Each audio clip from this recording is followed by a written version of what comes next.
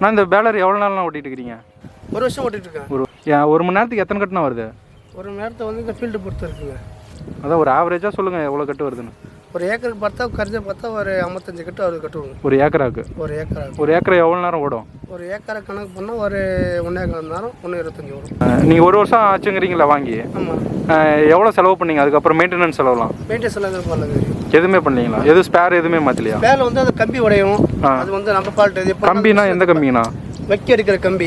அரிக்கம்பி? அரிக்கம்பியான கேட்டால் அது வந்து டயர் பதில் மிஷின் எடுத்து பள்ளம். ஆமாம். அது வந்து அரிக்கம்பி உடையும் தான். அது நம்ம தப்பல் தான். அது நம்ம வந்து கைனுக்கு எடுத்து போட்டால் ஒட்டலாம், பிரச்சனை கிடையாது. சரி சரிங்கண்ணா. அது நம்ம ஃபால்ட்டு நல்லா உடையும். வேறு இந்த சிலிண்டர் கம்ப்ளைண்ட், வேறு இந்த செயின், எந்த கம்ப்ளைண்ட், ஸ்ப்ரிங்கு கம்ப்ளைண்ட் அதெல்லாம் எதுவும் வரல? இப்போ ஒரு வருஷத்தில் இப்போனா தோராயமாக எத்தனை கட்டு ஓட்டியிருப்பீங்க?